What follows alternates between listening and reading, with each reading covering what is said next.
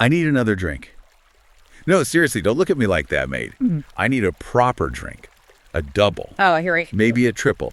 Because what you just put me through, what we just sat through for the last, what was it, an hour. 64 minutes, to be precise. It felt like 3 days.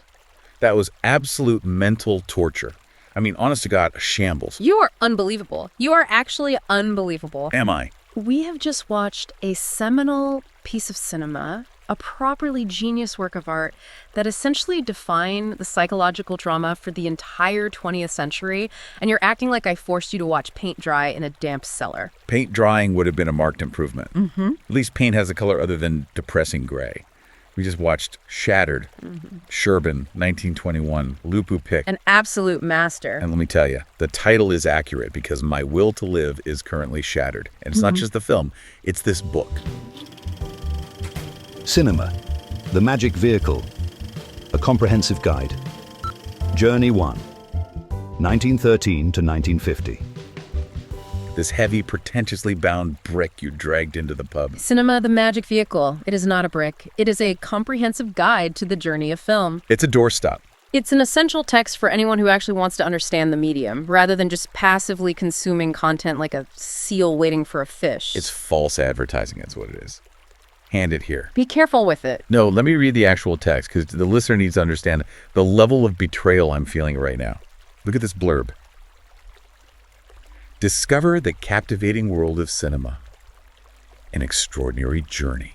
It is. Unforgettable adventures. I was promised an adventure. I was promised magic. I thought we were getting distinct visuals, maybe a dragon or at least a car chase. It is a journey. It's a journey through time. And what did I get? I got 60 minutes of silence, a snowy railway track, and a family that desperately needs a prescription for antidepressants. So you admit it's about psychology then? If that's a magic vehicle, it's a hearse. You are missing the point entirely. The book promises a time travel experience, and that is exactly what we got. We didn't just watch a movie.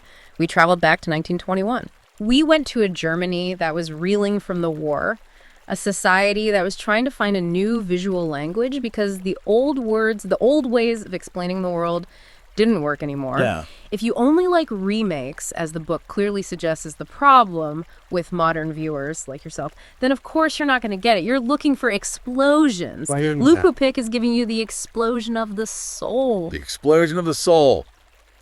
Give over.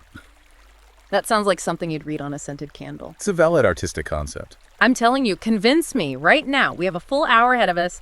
The pint is fresh, and I am angry. Convince me this wasn't absolute rubbish. Fine. Because right now, I'm looking at this list of cinematic treasures in your magic book and thinking, we dug up a rusty tin can, and you're calling it gold. Challenge accepted. I will not only prove it's gold, I will prove that Shattered is the most important German film you have never heard of. I'm going to show you how it invented the way we look at psychological acting today. Don't hold your breath.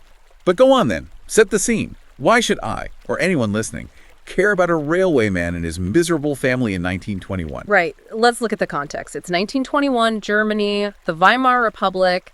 The country is in chaos. Inflation is starting to bite. The trauma of World War I is fresh. Okay.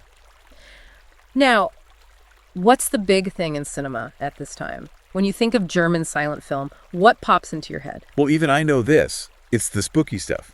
The Cabinet of Dr. Caligari. Yes. Nosferatu. Oh, yeah?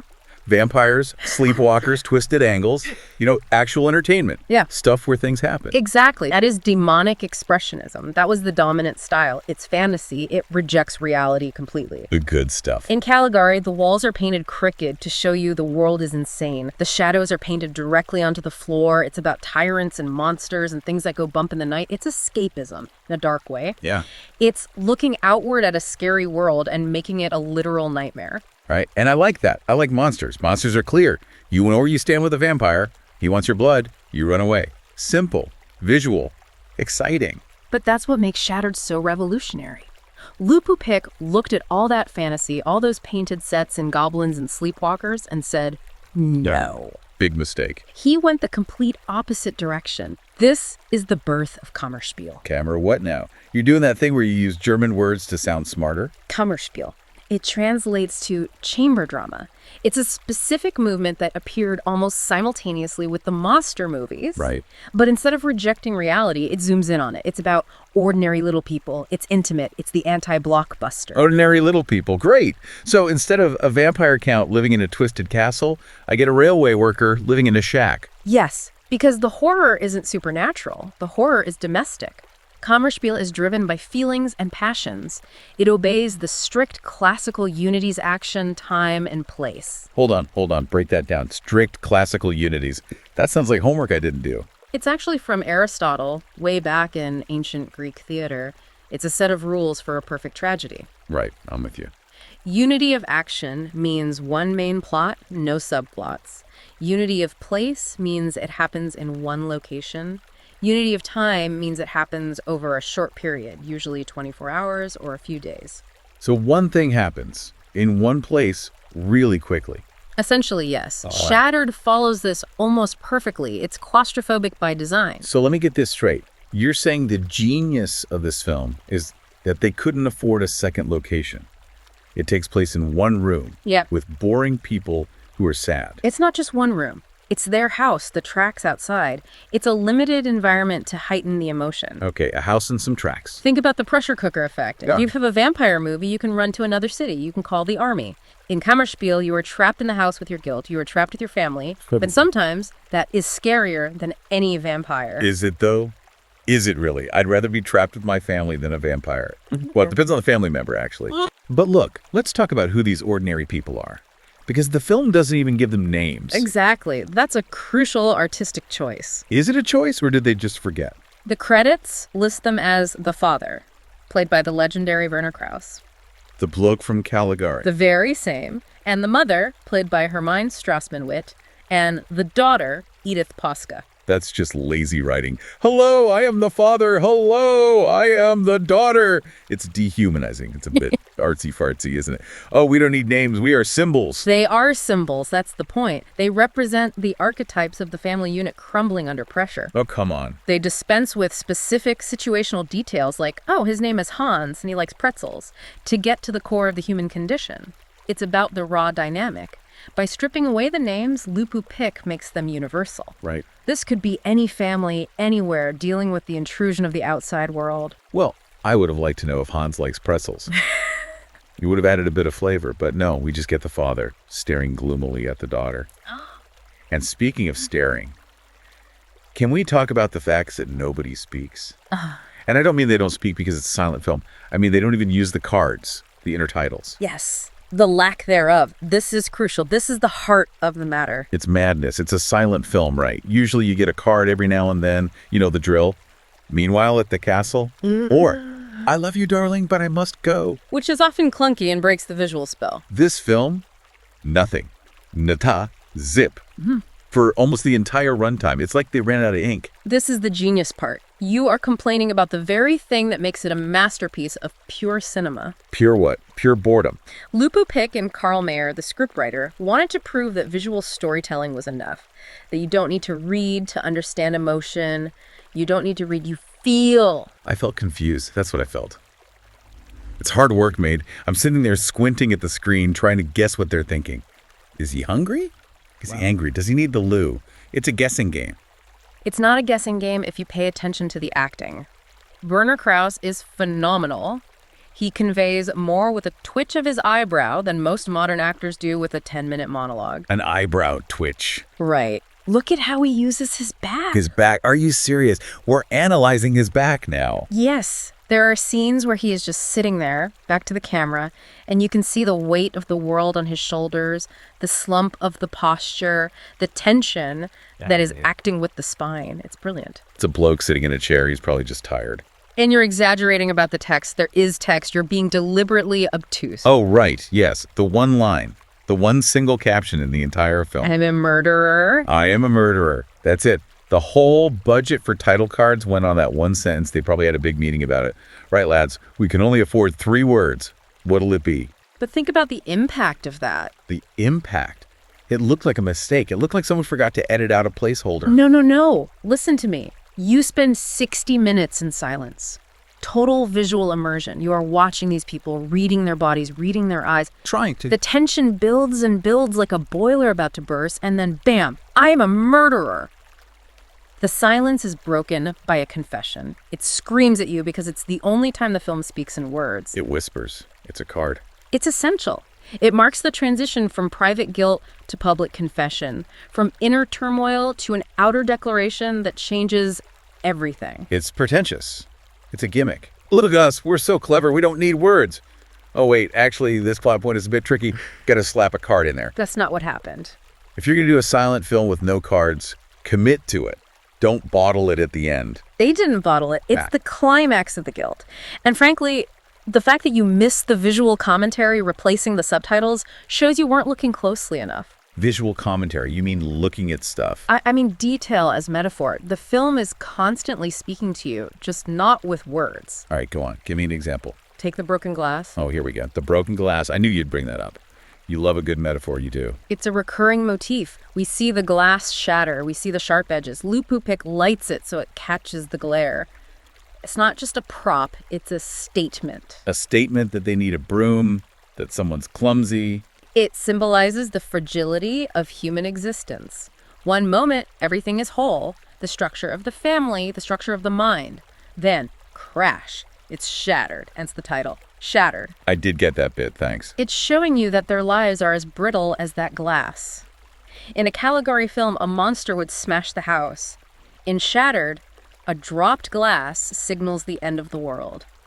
That is the difference. It's just broken crockery, mate. You're reading way too much into it. This is what you always do. You see a bloke drop a plate, and you think it's a commentary on the collapse of Western civilization. No, it's about context. Sometimes a plate is just a plate. And sometimes broken glass is just broken glass. Yeah. Dodgy logic. In Kammerspiel, nothing is just a plate. Everything is elevated. That's the beauty of it. It feels real. It's a real house, real clothes, but the objects carry the weight of the tragedy. It's a heavy plate, then. It's romanticism in disguise, but we'll get to that later. Oh, joy.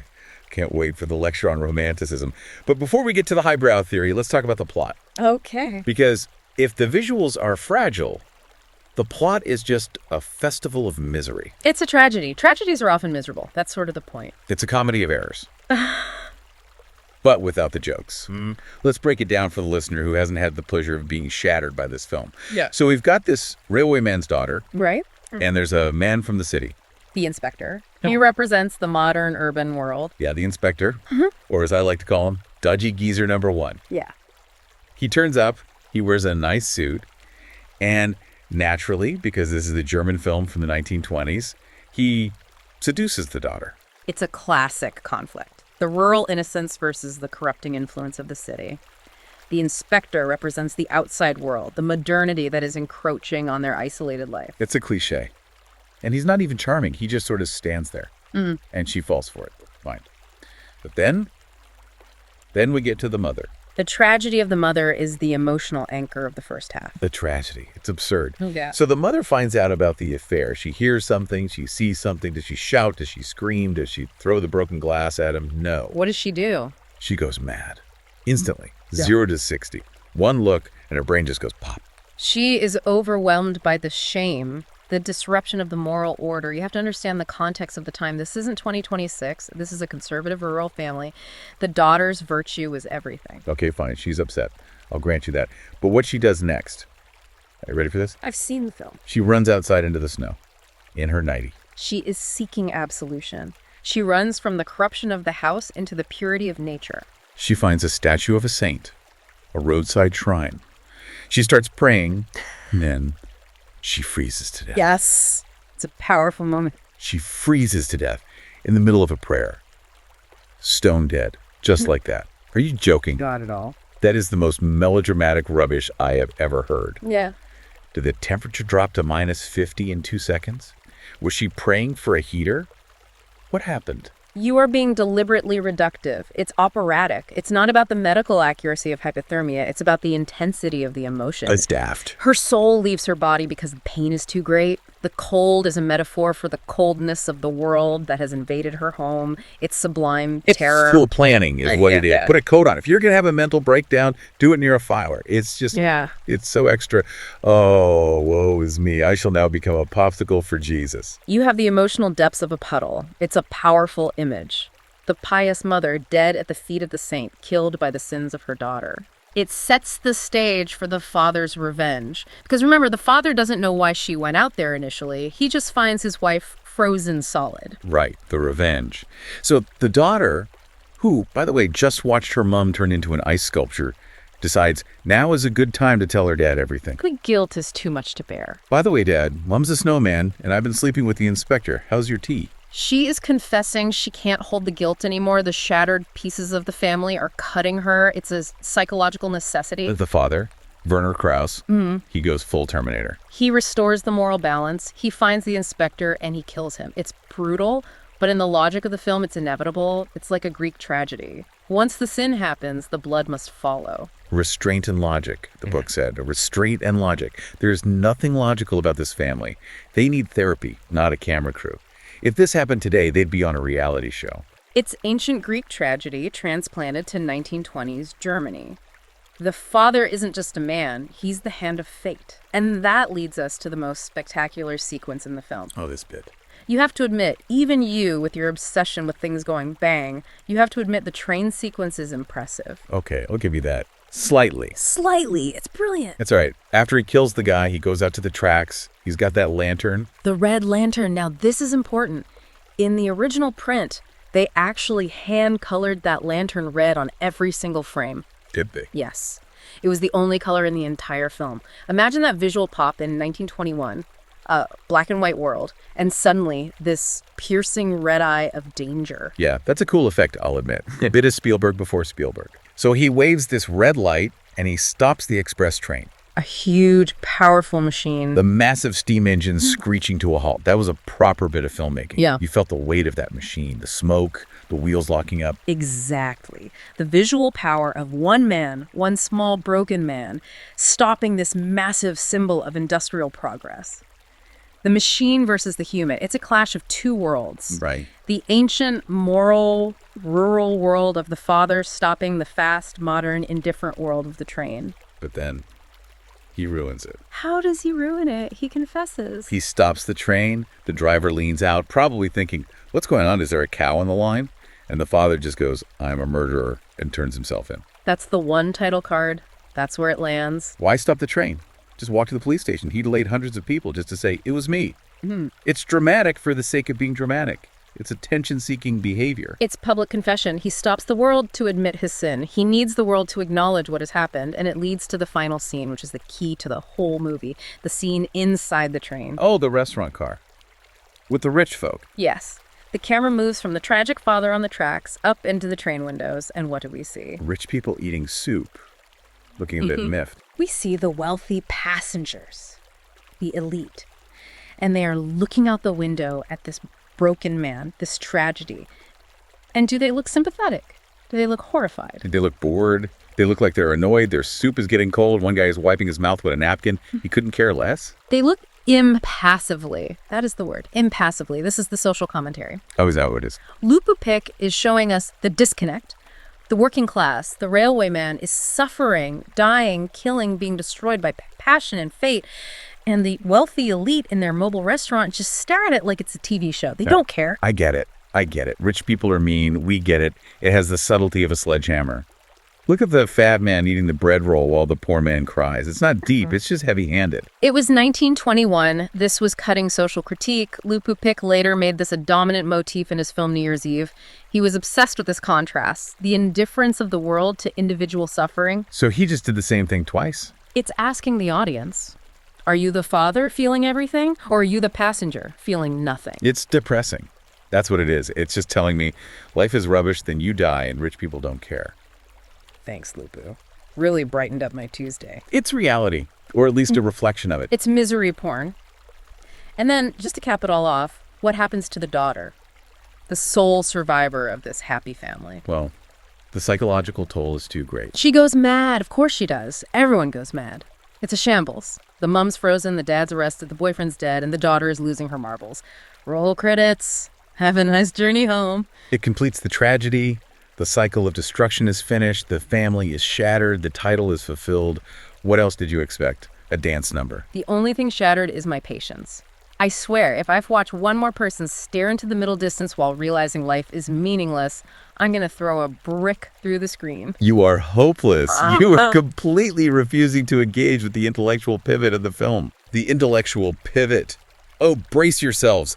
Here comes the deep theory. I'm going to need more beer for this. It is deep theory, because if you actually look at what Kammerspiel is doing, it's fascinating. You called it boring realism.